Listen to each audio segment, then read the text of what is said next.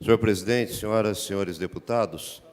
inicialmente quero fazer aqui um desagravo em nome dos demais 21 deputados da bancada do Partido dos Trabalhadores ao nosso líder, deputado Luiz Cláudio Marcolino. A maneira como o nosso líder tem agido no Colégio de Líderes nada mais expressa do que uma posição da bancada do Partido dos Trabalhadores, incomodada que está com o desrespeito em relação a esse parlamento, a atuação dos parlamentares de diferentes partidos políticos, a forma desrespeitosa com que o governo do Estado tem agido em relação a este órgão autônomo do poder estadual, os vetos inaceitáveis em relação a projetos de lei de iniciativa parlamentar de diferentes bancadas e uma prática mais inaceitável ainda de incorporar dispositivos de projetos de lei que, num primeiro momento, são vetados e depois incorporados em projetos do Executivo, como se não tivessem autoria dentro desse parlamento. Nós procuramos, o tempo todo, resgatar a imagem do parlamento estadual, dos parlamentares, mostrando que nós temos, sim, contribuído para aprimorar a legislação no Estado de São Paulo, dando exemplo para outros estados da Federação. Vejam que esse projeto de lei complementar de número 50, ele corrige e atualiza legislações de 1995, de 2000, de 2003, de 2006, de 2008, de 2011 e, pasmem, até mesmo de legislação de 2012 está sendo corrigida e atualizada neste projeto de lei. E se nós formos analisar recente projeto de lei, transformado em lei, que reclassificou os salários dos médicos no Estado de São Paulo, nós vamos ver que foram cometidos equívocos. Basta dialogar, por exemplo, com a categoria dos médicos sanitaristas e saber o prejuízo que esses profissionais que dedicaram a sua vida à saúde pública estão tendo do ponto de vista, inclusive, da sua futura aposentadoria.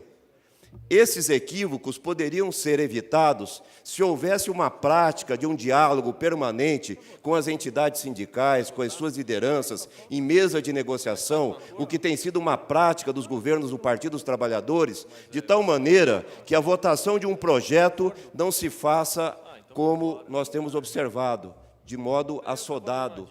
E, exatamente por não dialogar com as várias categorias profissionais, com as suas entidades representativas, é que erros são cometidos. Neste processo aqui, a bancada do Partido dos Trabalhadores dialogou com várias categorias e suas entidades representativas. E eu cito aqui a Associação dos Especialistas em Políticas Públicas no Estado de São Paulo,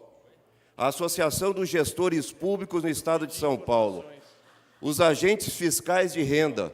julgadores tributários e tantas outras que poderiam ser ouvidas se não fosse o famigerado regime de urgência. Regime de urgência que não se entende o porquê, porque um projeto que foi encaminhado em 2012, no apagar das luzes do ano, retomado agora através de um outro projeto, poderia perfeitamente ter um tempo um pouco mais elástico, de tal maneira que logo nós não tenhamos que aprovar um outro projeto de lei complementar para corrigir as insuficiências deste. Vejam que a bancada do Partido dos Trabalhadores não apresentou apenas as 7 emendas que foram incorporadas. Foram muito mais emendas apresentadas pelo Partido dos Trabalhadores que, infelizmente, não tiveram a concordância de outras bancadas. Fica, então, a proposta de nosso partido de que nós mudemos o processo legislativo, de que, de fato, os parlamentares, as bancadas, o Colégio de Líderes e as entidades sociais, sindicais, possam interagir de um modo mais tranquilo, respeitando as instâncias do parlamento, as suas comissões permanentes, de tal forma a não termos de ficar corrigindo permanentemente equívocos como esses que hoje nós buscamos corrigir. Equívocos que dizem respeito, por exemplo, ao período de avaliação para o prêmio de incentivo à qualidade, que é uma das questões que estão sendo corrigidas agora, ou mesmo quais são os períodos avaliatórios que devem ser considerados para fins de cálculo deste prêmio de incentivo.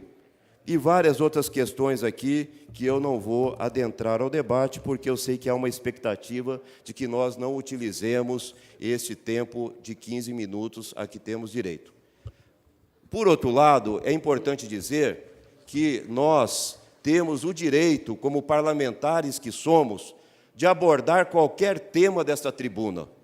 Não é, de forma alguma, incoerente fazer o debate, por exemplo, do PLC 50 e estabelecer uma correlação que há entre ele sobre a visão que se tem hoje no governo do Estado em relação ao papel do servidor público, dos planos de carreiras, cargos e salários e da profissionalização que nós desejamos para que haja remuneração condigna e condições de bem atender a população nas diferentes áreas de políticas públicas. Debate esse que nos remete à discussão de qual é a visão que se tem da reforma do Estado, qual é o papel que nós imaginamos do gestor público ao definir parâmetros da relação público-privada, num progressivo processo de privatização e de terceirização da gestão das políticas públicas no Estado de São Paulo, que se traduz, inclusive, nas maneiras como os trabalhadores são concursados ou não no Estado de São Paulo. E, progressivamente, o que nós observamos? Nós observamos o abandono do concurso público,